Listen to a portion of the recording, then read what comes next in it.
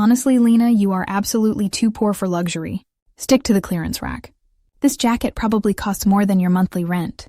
The hook was delivered by my sister, Vivienne, with a flick of her wrist that showcased a delicate gold bracelet and the disdain she felt for my life choices. We were standing in the gleaming, glass-walled flagship boutique of Atelier V, a high-end French leather goods brand. The phrase "too poor for luxury" was her latest, most cutting insult, designed to emphasize the permanent gulf between us. My name is Lena Hayes. I am 29 years old, and my current reality was simple.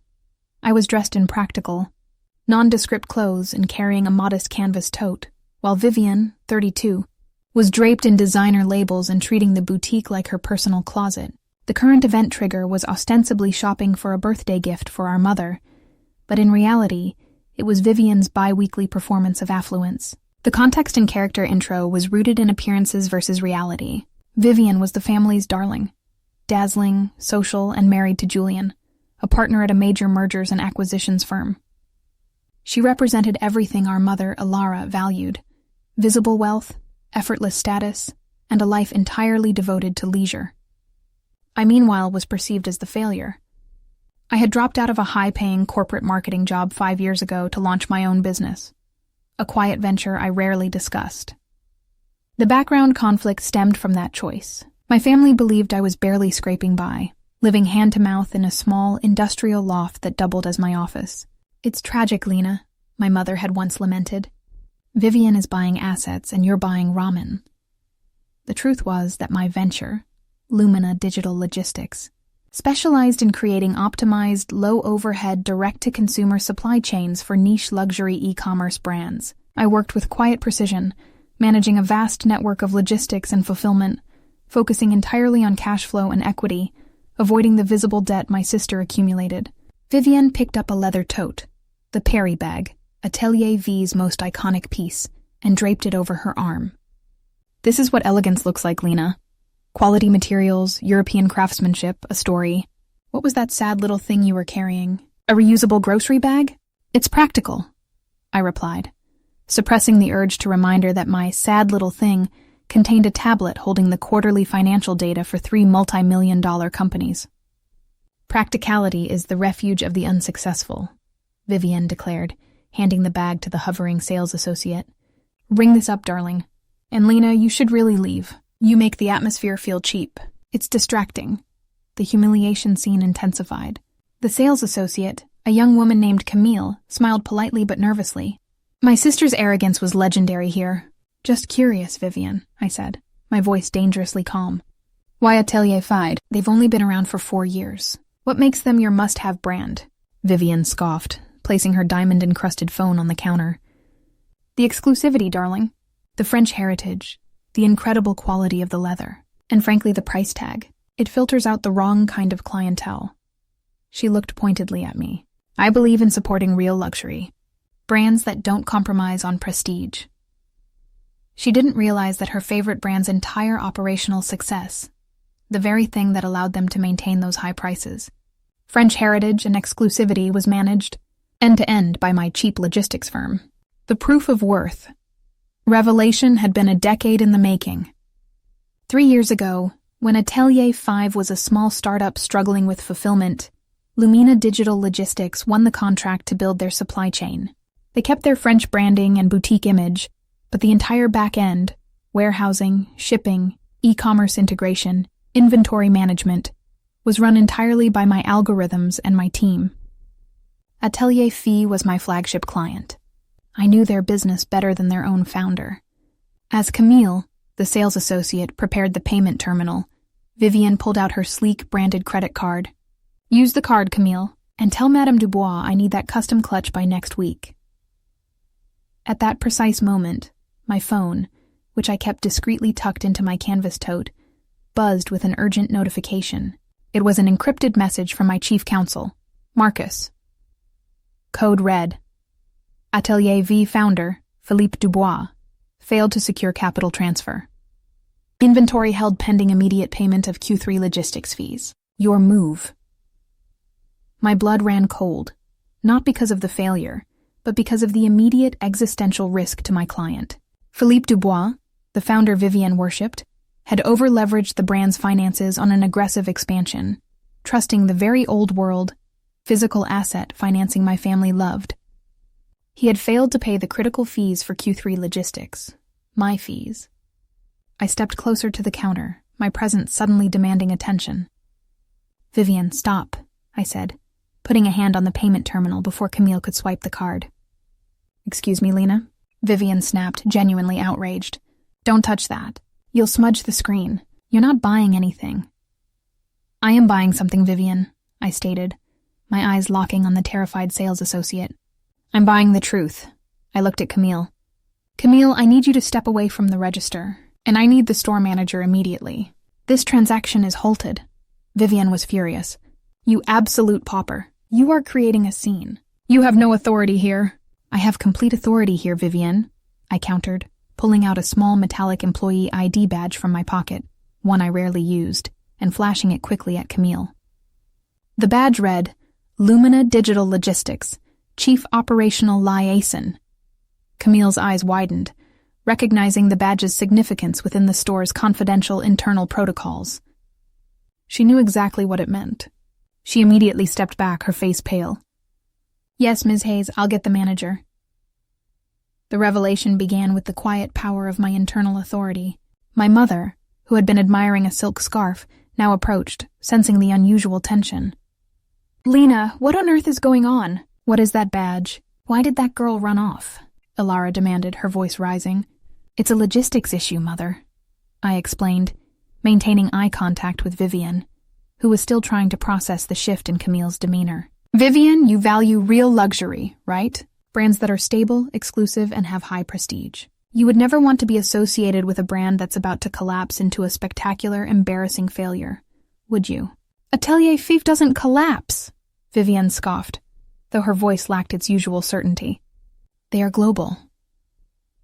They are functionally bankrupt right now," I stated, my voice cutting through the boutique's hushed ambiance.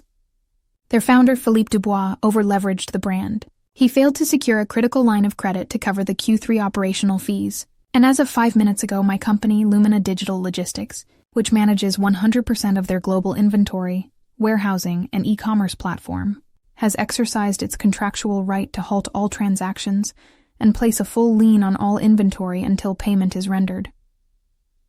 Vivienne stared at the Perry bag on the counter, then at me. "Your company? That sad little data thing? You run Atelier V's back end?" "I don't just run the back end, Vivienne," I clarified, picking up her credit card and placing it gently back in front of her. "I run the entire operational reality that allows this boutique to exist. Every bag in this store, every silk scarf you looked at, every piece of real luxury you admire, is digitally tracked, housed, and managed by my cheap logistics firm. And as of this moment, that Perry bag you want to buy, it is legally frozen." The store manager, a distinguished woman named Madame Claire, rushed out, her expression a mix of professional panic and recognition. She saw me, her eyes immediately going to the badge in my hand. "Ms. Hayes, I was just informed," Madame Claire began, her French accent clipped with stress. "The system is red. The point-of-sale terminals are locked. We cannot process anything." "Precisely, Madame Claire," I said, nodding. "The corporate lockdown is effective immediately. Please secure the front doors. I am initiating the payment protection protocol." The turning of tables was complete. Vivienne, stripped of her assumed purchasing power, stood exposed. Her face, usually so composed, crumpled with shame and disbelief. Her brand was not just failing. It was failing because of her sister. "Lena, you are destroying my favorite brand," Vivienne shrieked, finally dropping the facade of composure. "You are just doing this for revenge. You are trying to ruin me." "I am doing this to protect my company's assets, Vivienne," I countered, moving to the manager's desk. "And I am doing it to demonstrate that the poor sister who works in digital nonsense actually controls the reality of the luxury sister who only understands price tags." My mother, Alara, watched the scene unfold with dawning horror. She saw the manager of a prestigious French brand taking orders from the daughter she had dismissed. She saw the expensive handbag that defined Vivienne's status rendered worthless by my unseen power. "But Vivienne, you are going to buy that Perry bag. You are going to wear it to the yacht club gala next week?" Alara pleaded, her voice cracking with the sheer terror of social embarrassment. She won't be wearing it, Mother, I stated, pulling up a live inventory screen on the manager's monitor. Because Atelier V has failed to pay the people who actually make the luxury possible, and I am here to collect. The aftermath was swift and total, extending far beyond the confines of the French boutique. I spent the next 3 hours in a closed-door meeting with Madame Claire and my legal counsel, Marcus, via conference call, while Vivienne and my mother were forced to wait in the empty showroom, their social performance utterly demolished. The financial consequence, Atelier V. The first result was professional. Atelier V's founder, Philippe Dubois, was forced to contact me directly. He pleaded for leniency, confirming every detail of the crisis I had exposed. I presented him with a non-negotiable term. Nexus Digital Logistics would clear his outstanding debt and provide a long-term liquidity injection. But in exchange, I would receive a 60% equity stake in Atelier V. Philippe would remain the face and chief designer, maintaining the prestige and French narrative, but the control, the operational reality, belonged entirely to me. I had not just saved my client, I had acquired the very luxury brand my sister adored. The emotional consequence, Vivienne and Alera. The emotional fallout was severe. Vivienne's identity was built on her patronage of the brand. She was forced to leave the store empty-handed, walking past the frozen Paris bag. She knew that every future purchase she made from Atelier V, her core symbol of status, would now directly enrich the sister she had mocked. My mother, Alara, attempted one last, desperate grab for control after they were finally allowed to leave. She cornered me in the lobby. "Lena, this is fantastic. You own a luxury brand. This is what we wanted for you. Now you have real prestige. We can tell everyone. We can host a launch party at the club." "No, Mother," I said, putting on my own inexpensive sunglasses. "I own a logistics solution that controls the operational debt of a luxury brand. The brand's face and prestige remain Philippe's. My power remains invisible. And you will tell no one about my controlling interest. That is my third non-negotiable term. Why? Why hide it?" She wailed. "Because the moment you tell anyone, I lose the strategic advantage of being underestimated. And more importantly, Vivienne will lose the entire foundation of her identity. She will continue to be a loyal customer, purchasing my products, believing she is buying exclusivity. She will pay me for the privilege of demonstrating the very status she believes I lack. That, Mother, is the ultimate luxury. The continuous humiliation, the ultimate ironic reversal. Over the next 3 years, Atelier V thrived under my operational control. The quality remained impeccable, the prices increased, and the exclusivity soared, all thanks to the cold, efficient supply chain I had installed. Vivienne remained their most devoted patron. She constantly flaunted her Atelier V collection, scarves, belts, and inevitably the very Paris bag I had frozen that day, bought a week later after the corporate dust had settled. Every time she wore the brand, it was a silent, ongoing victory for me. At the annual Christmas dinner at my parents' house, Vivienne arrived in a new Atelier V wool coat, styling it with dramatic flair. "Lena, darling," she said, smoothing the expensive fabric, "you should feel this wool. It's exquisite. This is what real money buys you. You wouldn't find this quality in your logistics warehouse. It looks beautiful." "Vivienne," I replied, suppressing a smile, knowing that every fiber of that coat had passed through my inventory system and that the profit margin on it was precisely 42%, calculated by my own software. "It is," she agreed smugly. "It filters out the wrong kind of person."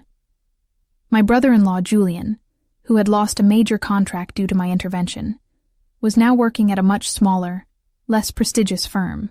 He tried to bridge the awkward financial silence. "Lena, how is your firm? Still managing those small e-commerce stores?" "Lumina Digital Logistics is doing exceptionally well, Julian," I confirmed. "We've focused on high-margin, low-overhead clients. It's surprising how much profit you can find when you control the entire supply chain, rather than just the front-end sales." Vivienne scoffed. "Control the supply chain? Who cares about that? People care about the label. You're never going to get rich stacking boxes, Lena." The final, quiet exposure. The definitive end came 2 years later, at the annual Kane Family Foundation Gala, the same ballroom where the takeover began. Vivienne arrived, magnificent in an Atelier V custom-made gown, one of a kind, designed by Philippe himself. I, as usual, arrived discreetly, But this time, I was accompanied by Marcus, my chief counsel. Vivienne cornered me by the champagne fountain, radiant with perceived superiority. See, Lena, this is true status. You can stack your boxes, but you'll never wear this. This is exclusive. This is real luxury. It's stunning, Vivienne, I conceded. Philippe does beautiful work. Then, the final calculated strategic move. A prominent industry reporter, Mr. Harrison, approached me, his camera crew discreetly in tow. He was there to do a feature on the secret players behind the new economy. Ms. Hayes, Mr. Harrison said, extending his hand, thank you for joining us. I'm doing a piece on the quiet architects of the new luxury market. We hear your firm, Lumina Digital, is responsible for some remarkable transformations. We focus on efficiency, I replied simply. He smiled, looking at Vivienne's gown. Indeed. I understand you have a significant case study in the room tonight. I'm told you manage the entire digital infrastructure for a certain French luxury leather brand that has exploded in the last few years. Atelier V, I believe? That is correct, I confirmed. We provided the operational backbone. Mr. Harrison looked directly at Vivienne, who was standing frozen, her hand clutching the fabric of her custom gown. Vivienne, you are famously the brand's most loyal patron.